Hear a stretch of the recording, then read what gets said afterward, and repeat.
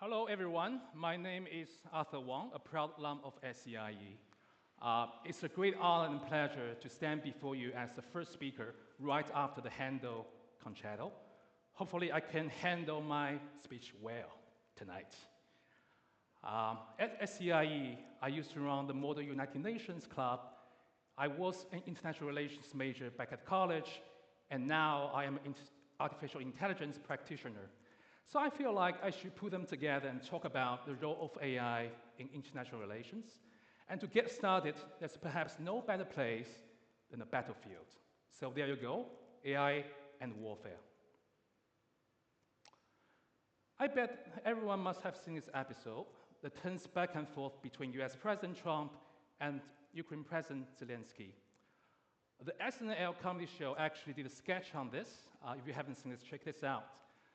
It's unbelievable. The war has been ongoing for more than 3 years, and some of you might have noticed the news speaking of the use of AI and drones during the war. And people said it's the first AI war. Is it?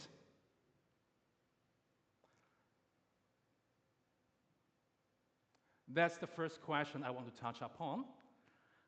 Then I will talk about the problem of justice and if humans can actually handle an AI war. Oh, oops.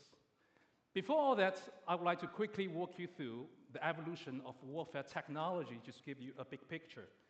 So at the very beginning, we got wood, iron, those cold weapons, and the way of fighting was pretty simple and crude, close combat. And then we got the gun. China invented the gunpowder, and from there all the way to the Second World War, we switched to airplanes, cannons, tanks, you name it. And then we got nuclear. The US developed nuclear weapons with the help of Manhattan Project. You might recall the blockbuster movie Oppenheimer here. And during the Cold War era, the US-Soviet rivalry culminated in the Cuban Missile Crisis, and the world realized how dangerous a nuclear war could be. Now, we're living in the age of AI, and you must be familiar with those killer apps such as DeepSeek and ChatGPT. AI does not have the mushroom cloud kind of highlight moments as nuclear, but like nuclear, AI can empower a small nation and in a more subtle and cost-effective way. So, back to the first question, when was the first AI war? I did some research on this. There are actually different claims. The first claim is the Libya conflict in 2020. In this war, the drones reportedly use AI to autonomously select and target human targets for the first time, which gives us a sense of how AI war looks like in the future.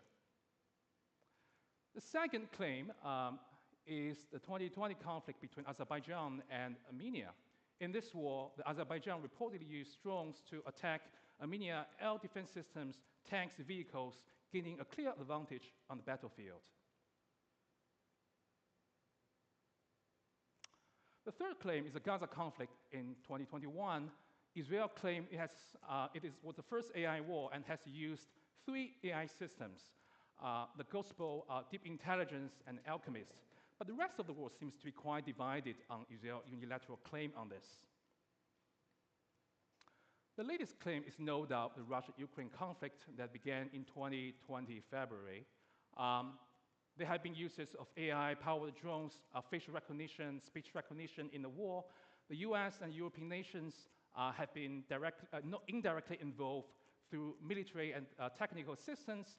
The AI-powered cruise missile Switchblade were reportedly used. Even Elon Musk's Starlink was reportedly deployed to support wartime communication.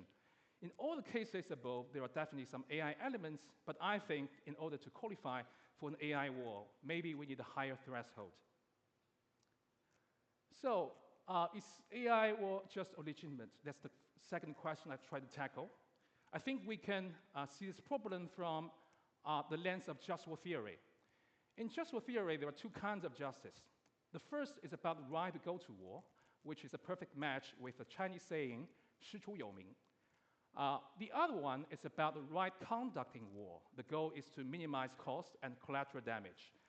The highest level, probably as Sun Tzu wrote, is conquering the enemy without even fighting. 不战而屈人之兵。For the right to go to war, AI does not make a big difference here. But when it comes to the right conduct in war, a comparison can be made between traditional war and AI war. Traditionally, with troops on the ground, you have high deployment costs. The retreat is less likely. The collateral damage can be very huge, and it's very likely to face opposition at home. And the opposite can be said for the AI-enabled warfare, where people can conduct operation remotely and conduct precision strikes with less collateral damage, and arguably with less domestic opposition at home. And also, the AI, in a rapidly changing battlefield, AI can be used to help with the decision-making process, thereby reducing casualties. It is in that sense that AI could make the war a little bit more just legitimate. Then the question is, can humans actually handle AI war? Let's take a look at this graph first. Maybe it's a bit small for you to see. But over time, the AI has surpassed humans on various tasks and capabilities, including reading comprehension, speech recognition, image recognition, etc. So we do have reason to be anxious. From a workflow perspective, though, the picture is more optimistic. There are two key concepts here. The first is the OODA loop, which describes a cycle from observe, orient, design to act. The other is the C4ISR, which consists of 7 components of the warfare. AI is not dominant yet. In particular, we humans are probably comfortable with AI taking over the observation and intelligence tasks, but we are unlikely to yield our decision-making power authority anytime soon. In other words, AI still has a long way to go. This case comes from a political and security risk consulting industry, showing how AI can help humans observe and make decisions in the case of emergency. So in this case, a global consulting firm was able to notify their clients about the situation in Kazakhstan 40 hours ahead of time. Basically, they created a stability index. The AI collected data and analyzed it, and the human analysts verify the data. So when the incident happened, the stability index dropped, and when the peacekeepers arrived, the stability index rose. On the way forward, the key to handling AI war lies in regulating the use of AI weapons, especially those lethal autonomous weapons, commonly known as killer robots or laws. Despite the supporters for this, there's no shortage of opposition to laws. There has been a long-standing campaign to stop killer robots. AI experts have urged the United Nations to consider the threat of autonomous weapons. Tech communities have also expressed opposition to the militarization of AI. Even though everyone has different views on this, what matters most is to keep the dialogue going. Here is a good example of Sino-US dialogue on AI governance and safety. Since 2019, Tsinghua University and Brookings Institution, a think tank in the US, have held numerous dialogues on this. In 2023, Hong Kong University of Science and Technology and Tsinghua University have held a similar talk on this. This February, an AI Action Summit was also held in Paris, just to list a few examples here. So what does the future hold for us? I think with AI, in the near term, we're likely to see more limited and proxy wars with fewer major powers directly involved, putting troops on the ground. At the same time, AI will certainly go beyond observation and intelligence to power more decision-making, and it's up to humans to decide if AI will serve as a warmonger or a peacemaker.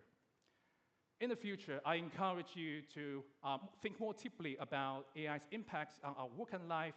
I hope the technologies can make AI more explainable, and policy makers and practitioners can reach more consensus on how AI should be governed, so we can strike a perfect balance between safety and development.